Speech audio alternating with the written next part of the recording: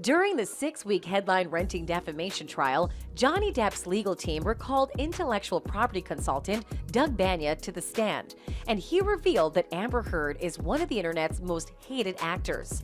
Banya testified that he analyzed the negative tweets about Amber Heard around the time of statements from Depp's attorney Adam Waldman. The general American public also appears not to like the actress for reasons well known to you and me. So does this mean Amber is the most hated woman in Hollywood? Let's find out.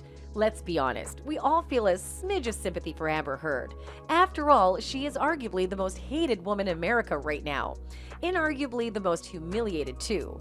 Aside from all the indignities she was forced to stomach inside the courtroom, like the televised reading of her ex-husband's appalling text messages, including the one in which he fantasized about drowning her, lighting her on fire, and then raping her charred corpse. There was the carnival of enmity she endured outside the courthouse. The mocking TikTok videos, the vicious Twitter insults, and the wild online conspiracy theories, like the one about her murdering her mother in order to keep her from testifying in Depp's trial in the UK a few years ago, having placed the Aquaman actress against the love of the masses. It's hard to accept that anybody deserves that kind of public shaming, even if they really are the scheming, gold-digging, two-faced Jezebel that Depp's superfans, and now it seems 7 jurists in Virginia, believe Amber to be. Obviously, expressing sympathy for Amber is not a popular position to take these days, particularly in Hollywood, where most of the town seems to have rallied around Depp.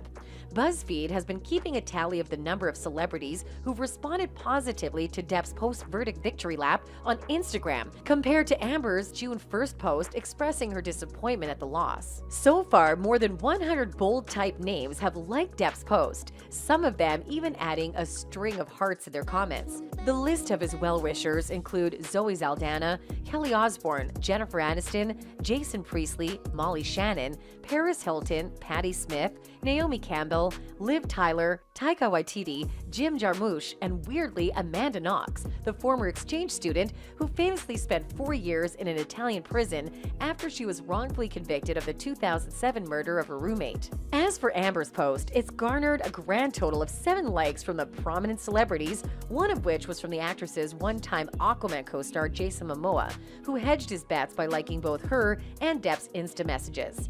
It's not just liberal entertainers hopping on board the Johnny train, but red state conservatives like Matt Gaetz, Ant Coulter, and Donald Trump Jr., who have seemed to have conveniently forgotten that Depp is a card-carrying member of the very Hollywood elite they claim to despise. They've been giddily declaring Depp's legal victory as nothing less than the end of the #MeToo movement. Depressingly enough, they could end up being at least partly right. The verdict could push some sexual abuse survivors back into the shadows, as several voices have been pointing out.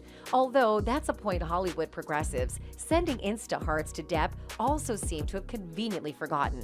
So why does the internet hate Amber so much? Many think the actress is messy because she seems to be both the victim and co-perpetrator of abuse in her relationship with Depp.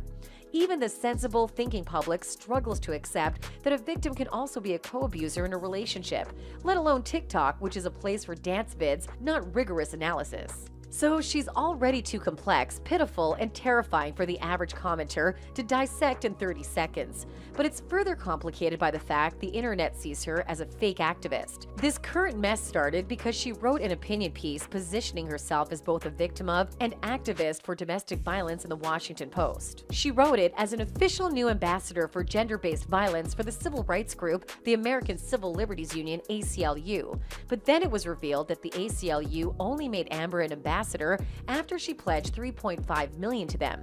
The ACLU also pitched the op-ed to the Post and ghost wrote it for the Texas native. And Amber then asked for the timing of the piece to coincide with her upcoming movie release. Now, if you're cynical, and the internet is very cynical, it looks like she wrote this piece to give her new movie a boost. The internet takes activism seriously and watches every self-proclaimed activist commitment with a forensic eye. So now they think she's a false prophet desecrating holy digital ground. Do you think Amber deserves all the hate she's getting at the moment? Let us know in the comment section below. In our upcoming videos, we'll be bringing you more such amazing content, so be sure to subscribe to our channel so that you don't get to miss any of them.